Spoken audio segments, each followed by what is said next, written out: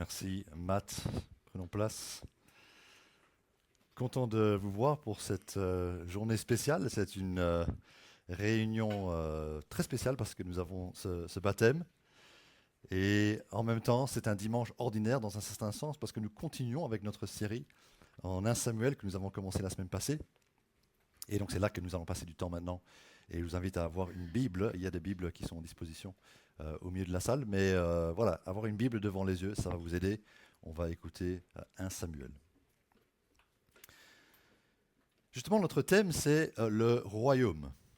Et quand nous pensons à un royaume, peut-être que nous avons certaines idées déjà en tête. Par exemple, celui-là, un chevalier du Moyen Âge sur un cheval. Et on se dit, oui, pour qu'il y ait un royaume, il faut qu'il y ait des chevaliers, il faut qu'il y ait des guerriers, il faut une armée, il faut des capitaines, des généraux de guerre. Mais quand on a commencé 1 Samuel la semaine passée, le livre qui concerne le royaume, quand on a commencé ce livre-là, oui, excusez-moi, les petits doivent y aller. Les enfants, vous pouvez être dans un groupe avec Nati, merci beaucoup. Et excuse-moi, j'ai oublié de l'annoncer. Mais on va parler du royaume entre adultes et puis les enfants aussi sont en train de parler du royaume, mais avec d'autres rois. Quand on pense au royaume, donc on pense à des guerriers. Mais quand on a commencé un Samuel qui parle quand même du royaume, il n'a pas commencé avec un guerrier. Il n'a pas commencé avec une armée. Donc c'est pas ça qu'il faut pour que Dieu crée un royaume. Alors on va dire oui, mais pour qu'il y ait un royaume, il faut qu'il y ait un roi. Mais là encore, le livre ne commence pas avec un roi. Dieu, l'Éternel, est roi, mais il ne commence pas le livre du royaume avec David, le roi David. Premier chapitre, David régnait sur Israël. Non, c'est pas ça. Le livre ne commence pas même avec le roi Saül qui a précédé David. Donc qu'est-ce qui se passe? À travers cela, en fait, Dieu est en train de nous montrer que pour avoir un royaume, Dieu n'a besoin de personne. Il n'a pas besoin d'un roi, il n'a pas besoin d'une armée, il n'a pas besoin d'un général, des chevaliers. Il n'a besoin de personne. Mais son peuple a certains besoins. Il va commencer en annonçant qu'ils ont besoin d'un prêtre qui serait droit devant Dieu. Pas comme ceux qui étaient là, les fils d'Élie, qui eux-mêmes s'étaient détournés de Dieu et pratiquaient le mal. Il fallait un prêtre qui serait droit devant Dieu. Et parce qu'il n'existe pas, Dieu va le créer. Pour une femme qui n'a jamais eu d'enfant, ben Dieu va créer, qui ne pouvait pas avoir d'enfant, Dieu va créer ce bébé qui va devenir un garçon, qui va grandir. Et Dieu aussi savait que son peuple avait besoin d'un prophète fidèle. Et donc, attention, Samuel vient, et Samuel est ce prophète fidèle qui parle en Israël. Et donc le chapitre 3 termine avec ceci. L'Éternel continuait à apparaître à Silo. L'Éternel se révélait à Samuel en lui adressant la parole. Et chapitre 4, verset 1, la parole de Samuel s'adressait à tout Israël.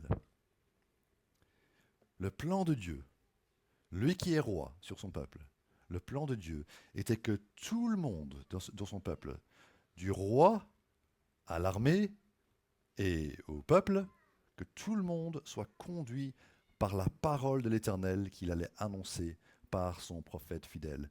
Et c'est pour ça que le livre commence par Samuel et pas avec un roi. Le Dieu du royaume est le héros de l'histoire. Et c'est pour ça qu'aujourd'hui, on va se concentrer vraiment sur ce Dieu du royaume, le Dieu vivant, et on va apprendre sur lui en lisant chapitre 4, 5, 6 et 7, rien que ça. On va commencer avec chapitre 4, qui concerne lorsque les Israélites ont été battus. Ils ont eu une guerre, une bataille contre les Philistins, et ils se sont battus et ils ont perdu. Et 4000 Israélites sont tombés ce jour-là. Verset 3. 1 Samuel 4, verset 3. Le peuple rentra au camp et les anciens d'Israël dirent: Pourquoi l'Éternel a-t-il laissé aujourd'hui les Philistins nous battre? Allons chercher l'arche de l'alliance de l'Éternel à Silo. qu'elle vienne au milieu de nous et nous délivre de la domination de nos ennemis. C'est une bonne question. Mais ils posent la bonne question, mais ils ont la mauvaise réponse. La bonne question, c'est pourquoi est-ce que Dieu a permis ça? Et c'est vrai que ça vaut la peine de réfléchir au plan de Dieu lorsque les choses ne se passent pas comme nous les avons prévues. Qu'est-ce qui se passe? Pourquoi ça se passe?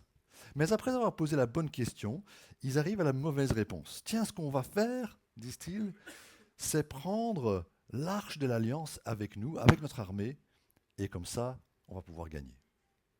Alors pour comprendre ce qu'ils étaient en train de faire, il faut savoir que l'arche de l'Alliance, ce que c'est, et je sais que généralement on ne sait que de l'arche de l'Alliance ce qu'on a appris dans le film de Indiana Jones, mais l'arche de l'Alliance est une boîte, un coffre si vous voulez, un coffret qui symbolisait la présence de l'Éternel. Il y avait dans ce coffre une copie du livre de la loi, mais ça symbolisait la présence de l'Éternel parmi son peuple. C'est là où Dieu voulait un peu montrer qu'il était présent. Quand j'étais jeune, j'habitais chez mes parents et parfois je sortais tard le soir. Et donc on avait convenu avec mes parents d'un petit système que quand je rentrais tard et ils étaient déjà couchés, je laisserais mes chaussures au bout du couloir entre ma chambre et leur chambre.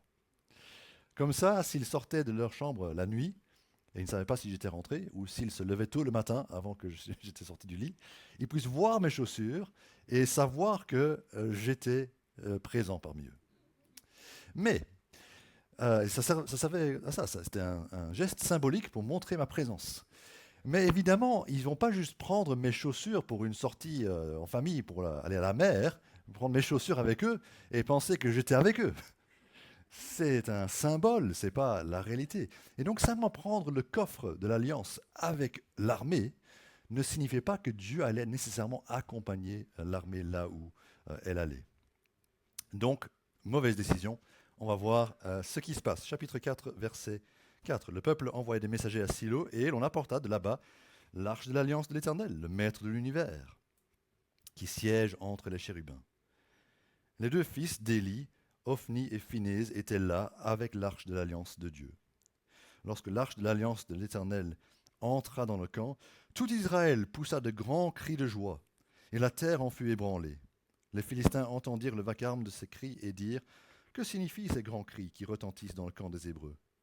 Lorsqu'ils apprirent que l'arche de l'Éternel était arrivée au camp, les Philistins eurent peur, parce qu'ils crurent que Dieu était désormais dans le camp des Hébreux. « Malheur à nous, disaient-ils, car ce n'était pas le cas jusqu'à présent. Malheur à nous, qui nous délivrera du pouvoir de ces dieux puissants?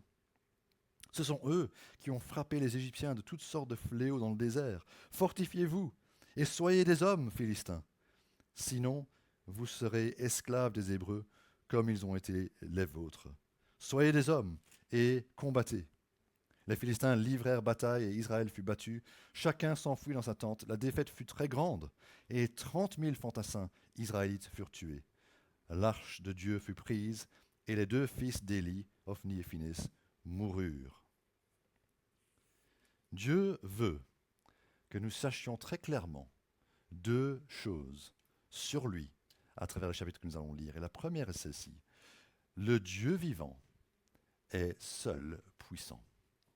Le Dieu vivant est seul puissant. Regardez ce qui se passe ici.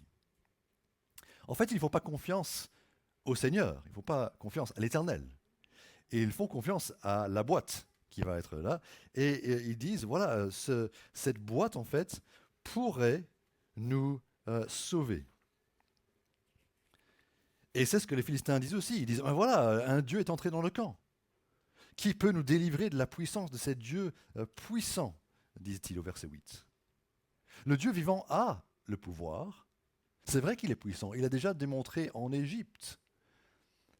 Mais là, il a décidé de ne pas utiliser son pouvoir et de ne pas intervenir pour sauver son peuple et leur accorder la victoire. Et ça nous montre quelque chose de très profond, en fait, que la puissance de Dieu, parfois, apparaît comme de la faiblesse. Dieu, l'Éternel Dieu, est très puissant, mais parfois sa puissance paraît être une faiblesse. Élie meurt, ses 2 fils sont morts sur le champ de bataille, ils avaient amené l'arche là-bas, les 2 prêtres, les mauvais prêtres, et la belle-fille d'Élie, donc la femme d'un de ses fils, meurt aussi en accouchant. Et lorsqu'elle meurt, la dernière chose qu'elle dit, c'est elle déclare que la gloire de l'Éternel est partie. La gloire a quitté Israël. Nous avons un jeune qui s'appelle Gloire, mais ici elle nomme son fils. Il n'y a pas de gloire. Il n'y a pas de gloire. L'armée est en déroute. La boîte a été capturée. Dieu paraissait faible, mais Dieu faisait sa volonté. Regardez au chapitre 2, verset 25. Chapitre 2, verset 25. Il nous révèle sa volonté. L'Éternel voulait les faire mourir, les 2 mauvais prêtres. Donc Dieu faisait sa volonté. Dieu accomplissait sa parole. Ophni et Phinehas vont mourir le même jour, comme il l'a annoncé au chapitre 2, verset 34. Donc il fait sa volonté, il accomplit ce qu'il a promis de faire. C'est l'Éternel qui accomplit sa volonté. Et vous savez, quand l'Éternel est apparu le plus faible dans l'histoire, c'était à la croix. Le Fils tout-puissant de Dieu était condamné de manière injuste par l'oppresseur, le pouvoir de Rome. Il a été rejeté par son peuple. Il a été cloué sur une croix après avoir été battu par les soldats, ensanglanté, mourant, impopulaire, indésirable et apparemment impuissant. Mais Dieu faisait sa volonté. Dieu faisait ce qu'il avait décidé de faire. Dieu accomplissait sa parole parce qu'il avait déjà annoncé par les prophètes que le Fils de l'homme souffrirait avant d'entrer dans sa gloire et qu'il souffrirait en portant les péchés des autres. En réfléchissant à cela, Paul écrit « La faiblesse de Dieu est plus forte que les hommes. » Vous voyez à la croix un portrait d'un Dieu faible. Détrompez-vous, la faiblesse de Dieu est plus forte que toute notre puissance humaine. Les Philistins pensent que la raison pour laquelle ils ont gagné, c'est parce que leur Dieu était plus fort que le Dieu d'Israël. Ils ont donc placé la boîte de l'alliance du Seigneur dans le temple de leur Dieu. On va lire ce qui se passe au chapitre 5, comment cette boîte a été placée dans le temple de leur Dieu qui s'appelait Dagon. Regardez cela avec moi.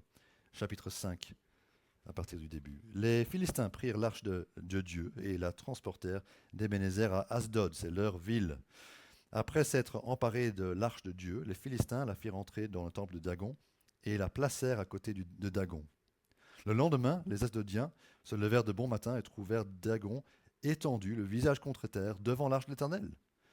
Ils prirent Dagon et le remirent à sa place. Le surlendemain, ils se levèrent de bon matin et trouvèrent de nouveau Dagon étendu, le visage contre terre, devant l'arche de l'Éternel. La tête de Dagon et ses 2 mains étaient abattues sur le seuil, et il ne lui restait que le tronc. C'est pourquoi jusqu'à aujourd'hui, les prêtres de Dagon et tous ceux qui viennent dans le temple de Dagon à Asdod ne marchent pas sur le seuil. La main de l'Éternel pesa plus lourdement encore sur les Asdodiens, et il fit des ravages parmi eux. Il les frappa de tumeurs à Asdod et dans le territoire qui en dépend.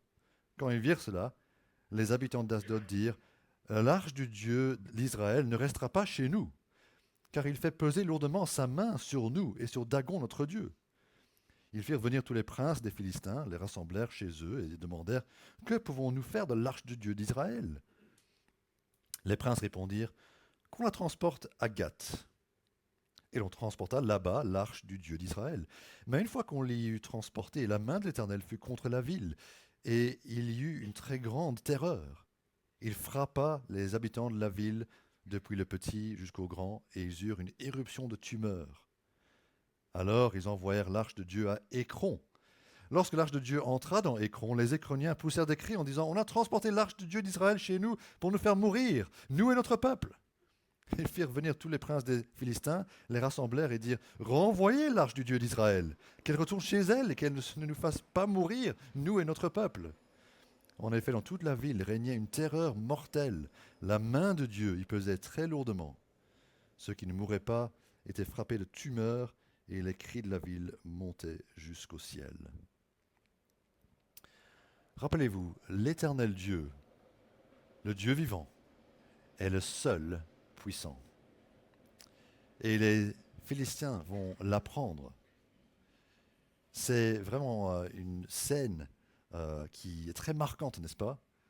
Une petite boîte, la petite boîte de l'Arche de l'Alliance, à côté d'une statue en territoire ennemi. C'est dans le temple de cette statue de Dagon que se trouve l'Arche de l'Alliance. Et ce soir-là, ils ferment les portes comme d'habitude de leur temple et tout le monde rentre chez eux pour dormir. Et dans la nuit, Dagon tombe face contre terre. Vous savez, une fois, j'ai vu une statue qui était dans une petite hutte comme ça en pierre. Ça existe beaucoup, n'est-ce pas, en Belgique. Derrière une porte en verre qui était verrouillée. Et cet abri était en pierre. Mais à l'intérieur, la statue avait basculé. Étrange. Bon, ils se sont dit, voilà, ça s'est passé. Ils ont trouvé ça étrange. Et donc, ils redressent la statue, parce que la statue, évidemment, ne peut pas se lever, elle n'est pas vivante. Ils redressent la statue, et puis à la fin de la journée, tout va bien. Ils règlent les choses, ils ferment les portes, ils rentrent chez eux. Et le lendemain, à nouveau, il est là, face à terre, et là, sa tête est cassée, et les mains se sont cassées. Ainsi, le Dieu qui semblait être victorieux n'a plus de main. Et en même temps, celui qui est le Dieu qui semblait être vaincu, sa main est à l'œuvre. Dieu n'a pas de main parce qu'il n'a pas de corps, il est esprit, mais on lit, verset 6, différentes expressions, n'est-ce pas, pour décrire l'action de Dieu. Et là, c'est la main de l'Éternel qui était lourde, verset 6. Ou verset 9, la main de l'Éternel était contre la ville. Ou verset 11, la main de Dieu était lourde dessus. Vous voyez, ça veut dire que Dieu pouvait agir parce que Dieu était vivant. Mais la statue était réduite à néant et impuissante. C'est pas parce que Dagon était plus puissant que l'Éternel que l'Éternel a permis que les Philistins ont gagné. Dagon n'a pas de pouvoir du tout. Et j'aime cette histoire parce que l'Éternel agit seul. Il est le seul puissant. Il n'a pas Gédéon. Gédéon qui autrefois avait abattu, vous vous souvenez, une statue d'un dieu étranger. Et il n'a pas utilisé Gédéon cette fois. C'était juste Dieu en train d'agir dans le temple. Il n'a pas envoyé Samson, le guerrier puissant, qui tout seul avait fait écrouler le temple de Dagon chez les Philistins. Vous vous souvenez de cette histoire-là? Non, pour combattre Dagon cette fois, il le fait par lui-même. Il le fait par ses propres moyens.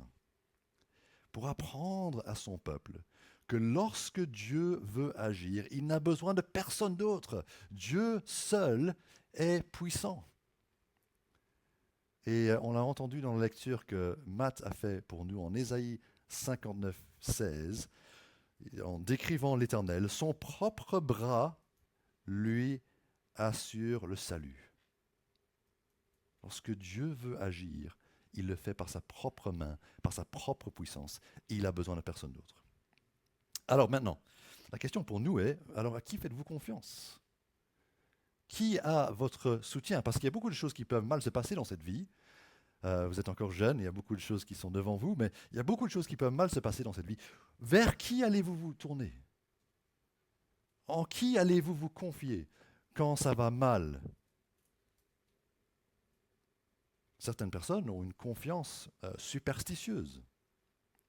J'étais étonné quand Ruben était né, notre premier-né, on était à l'hôpital, et là, le médecin qui venait voir que tout allait bien, elle disait toujours « touchez du bois ».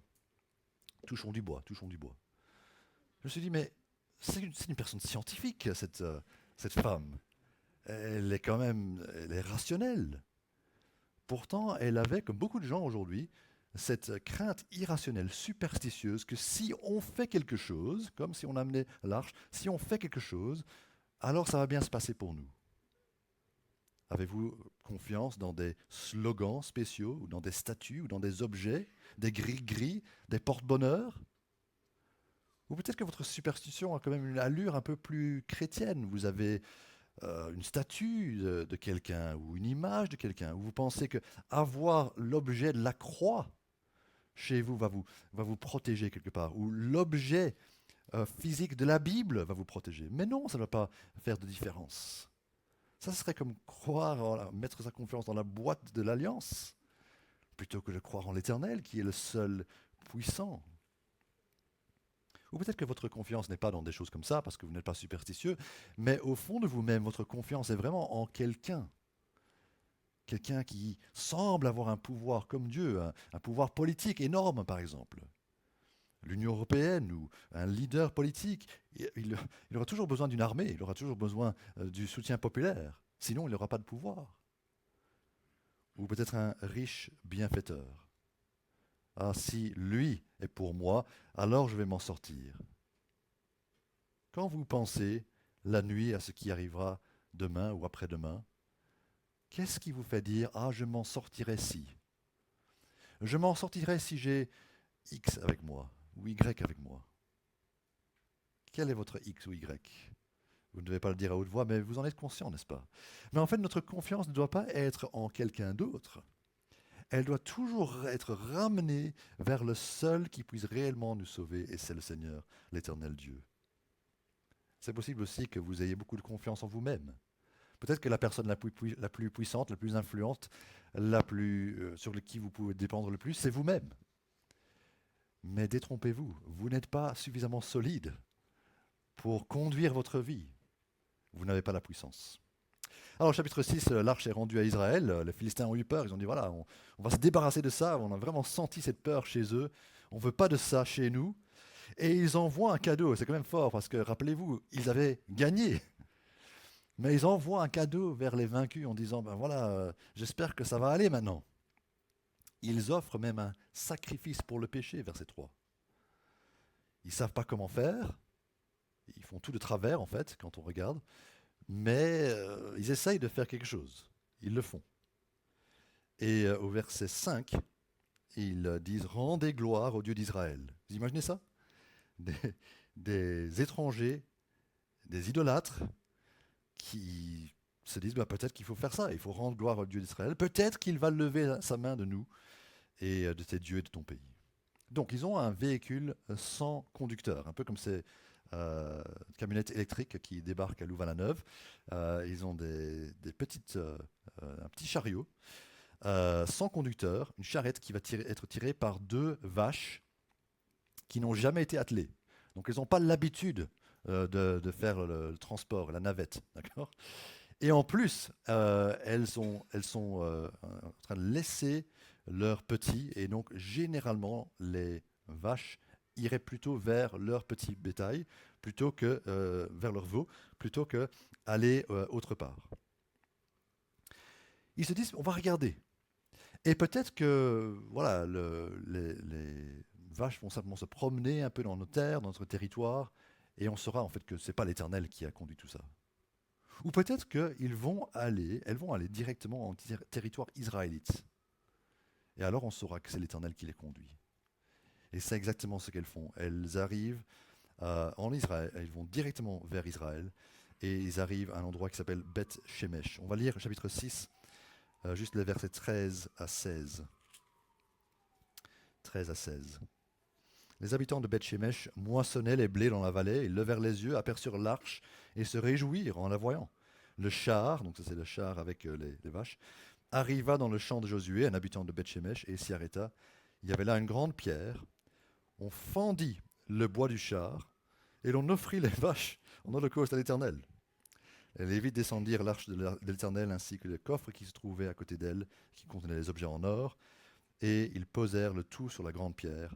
Les habitants de Beth Shemesh offrirent ce jour-là des holocaustes et des sacrifices à l'Éternel. Après avoir vu cela, les 5 princes des Philistins retournèrent à Écron le jour même. Et c'est ainsi qu'ils ont regagné l'arche de l'Éternel. Il y a un concours qui se passe entre l'Angleterre et l'Australie dans le sport très peu connu qui s'appelle le cricket. Et c'est une grande rivalité entre Ray et moi. Nos deux équipes s'affrontent tous les 2 ans pour un tout petit trophée qui s'appelle les Ashes. C'est aussi avoir des tricheurs, bien sûr. Et généralement, c'est les Australiens qui gagnent, en fait, il faut dire ça. Mais de temps en temps, ce sont les Anglais qui gagnent. Et ils doivent jouer 5 matchs. Et chaque match va durer 5 jours. Donc c'est sur une longue période.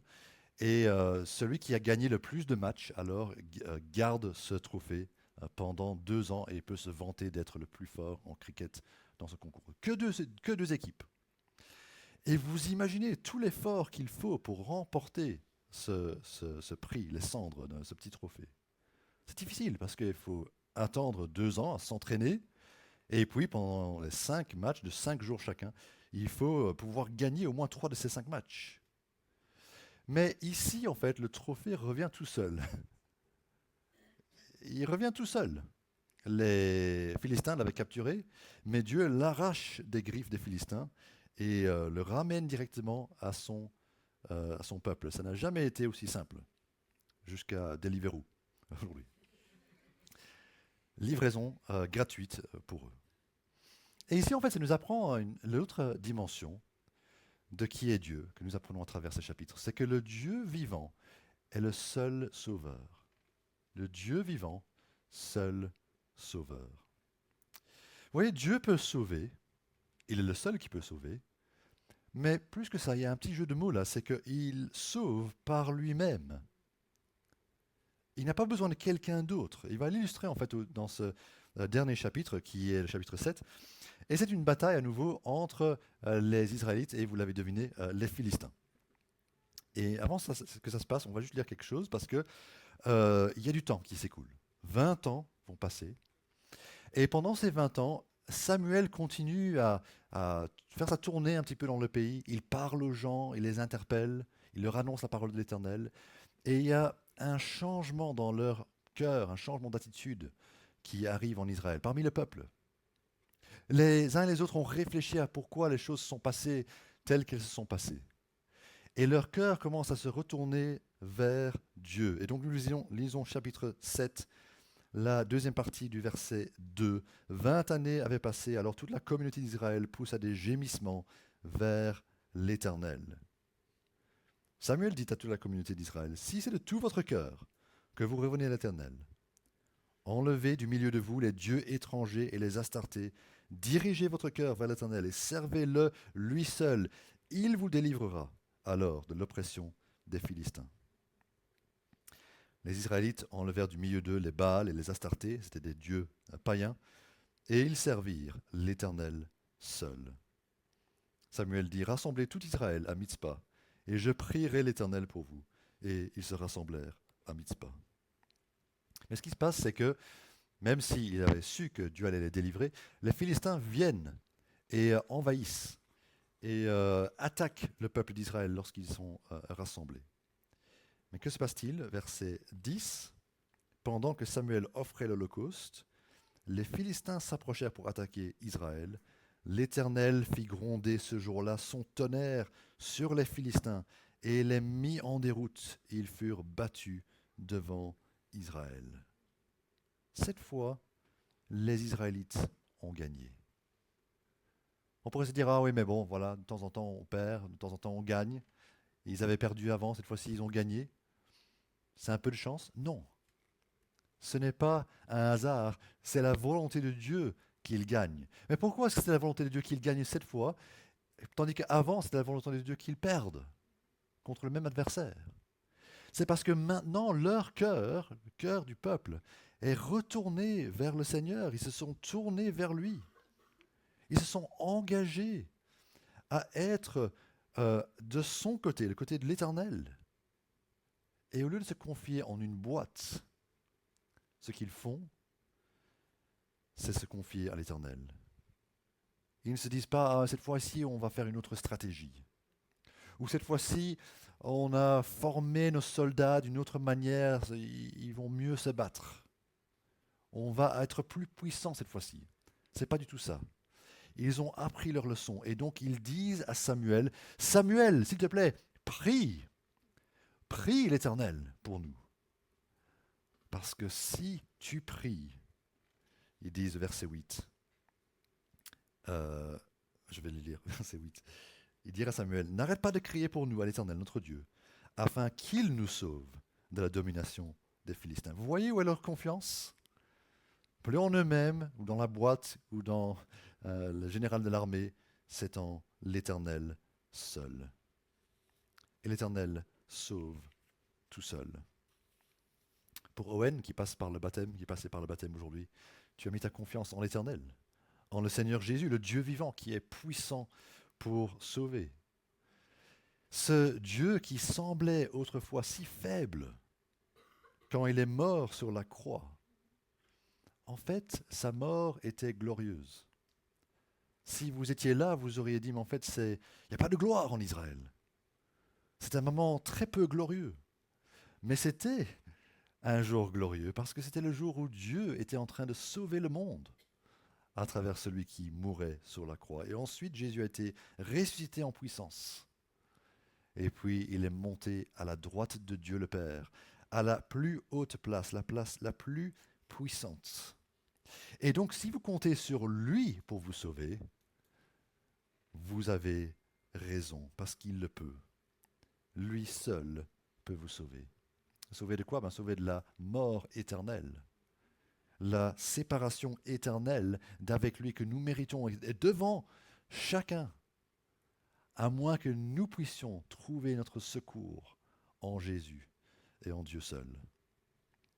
Il est temps de mettre votre confiance en lui. Il est temps de prendre note de l'exemple que nous avons eu aujourd'hui, un exemple vivant de quelqu'un qui a fait le bon choix, le choix pour sa vie, pour dire maintenant je veux appartenir à Dieu seul. Je veux que tout mon cœur soit tourné vers lui, toute ma confiance soit en lui.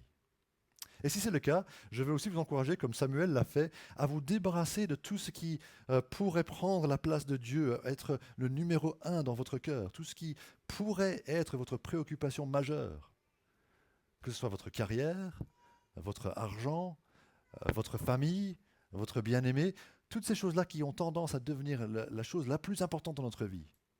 Dieu, l'Éternel, veut avoir cette place. Et nous devons mettre les autres choses en deuxième, en troisième place, derrière lui. Peut-être que vous avez confiance renouvelée en Dieu, mais je veux aussi dire un mot par rapport à ceux qui se sentent vraiment faibles. De temps en temps, on regarde, on est tous différents, n'est-ce pas, mais on regarde à l'avenir et on se dit, en fait, je ne sais pas comment je vais y arriver. La vie est encore longue devant moi, je pense, et je ne sais pas comment je vais toujours tenir bon et toujours être chrétien. Moi, je connais ma faiblesse, je connais mon caractère. Comment est-ce que je vais arriver au bout et toujours être chrétien? Comment est-ce qu'on va être chrétien jusqu'au bout? Eh bien, le Dieu vivant est le seul qui sauve, mais aussi il sauve seul. Il nous sauve entièrement par lui-même. C'est pas Dieu qui nous sauve un peu et moi qui me sauve un peu. C'est pas l'Éternel et l'Église et ma famille et mon pasteur qui me sauve. C'est juste l'Éternel. Et lui qui sauve, il sauve entièrement. C'est entièrement lui qui le fait. Et donc notre confiance ne doit pas être ébranlée par le fait que nous sommes faibles, en disant je ne vais pas y arriver, mais elle doit être renouvelée en lui, parce qu'il est puissant, à dire je pense qu'avec lui, je suis sûr qu'il va nous défendre et il va nous garder, et on va arriver.